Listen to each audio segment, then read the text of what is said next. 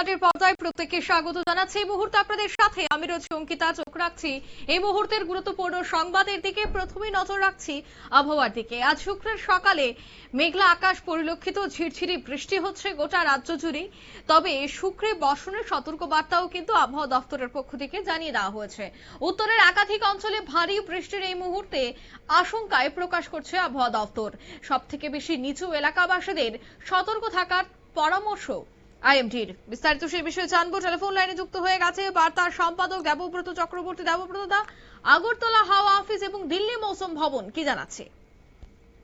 দেখো, ইতিমধ্যে আইএমডি আগরতলা গতকাল রাতে যে আবহাওয়ার পূর্বাভাস জারি করেছে তা কিন্তু অনেকটাই মিলে গেছে।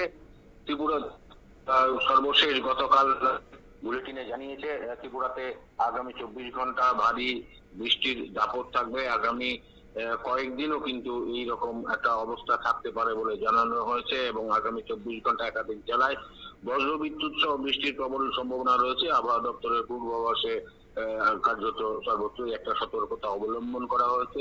ত্রিপুরা জুড়ে আবারও এক্ষেত্রে বলতে হয় যে সক্রিয় বর্ষা এবং দাপট বৃদ্ধি। ভারতীয় আবহাওয়া দপ্তরের আগরতলা কেন্দ্র থেকে প্রকাশিত সর্বশেষ বুলেটিনে, যেটা গতকাল রাতে প্রকাশ করা হয়েছে, প্রতিদিন দুপুরবেলাও তারা একটা বুলেটিন প্রকাশ করেন। সেই বুলেটিনটা এখনো এসে পৌঁছেনি।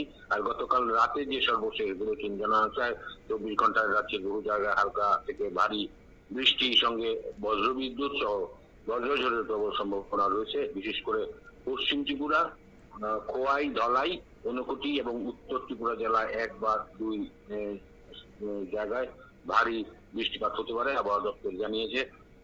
এসব জেলায় 7 থেকে 1 কিলোমিটার পর্যন্ত বৃষ্টি হওয়ার আশঙ্কা রয়েছে। তোমার গতকাল কিন্তু কতটা বৃষ্টি না হলেও একটা সময় সাধারণ মানুষের একটা আশা ছিল যে বৃষ্টি হবে। তবে গরমের ব্যবসা যে গরম তা কিন্তু গতকাল যেমন ছিল আজ তুলনামূলক আজকে সেটা অনেকটাই কম। তবে যেভাবে আবহাওয়া দপ্তর গতকাল রাতে যে বুলেটিনে জানিয়েছিল যে আজকে পশ্চিম জেলায় বৃষ্টিপাতের সম্ভাবনা রয়েছে, সেই দিকটা কিন্তু অনেকটাই শক্তি হলো। আজকে সকালবেলা কিন্তু আমরা দেখতে পেলাম আংশিক হলেও বৃষ্টি হয়েছে, যদিও আজও এখনো মেঘাচ্ছন্ন আকাশ। তবে বিভিন্ন এলাকায় এখনো আমি বিভিন্ন জায়গায় খোঁজ নেওয়ার চেষ্টা করেছি।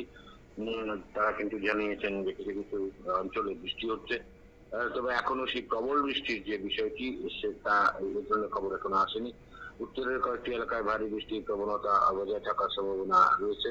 নিচু এলাকা, নদী সংলগ্ন অঞ্চল এবং পাহাড়ি ঢাল সংলগ্ন বাসিন্দাদের সতর্ক থাকার পরামর্শ দেওয়া হয়েছে।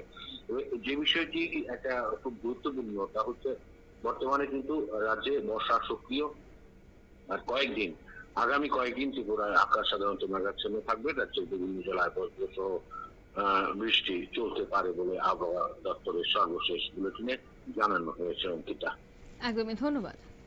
অর্থাৎ আবহাওয়া দপ্তরের শেষ বুলেটিনে জানানো হয়েছে যে আগামী কয়েকদিন কিন্তু রাজ্যে বৃষ্টিপাত হবে এবং আজকেও মাঝারি বৃষ্টিপাতের সম্ভাবনা রয়েছে গোটা রাজ্য জুড়ে। তাই বাড়ি থেকে যারা বেরোবেন তারা অবশ্যই হাতে ছাতা নিয়ে বেরোবেন, কারণ যে কোনো সময় কিন্তু বৃষ্টি নামতে পারে।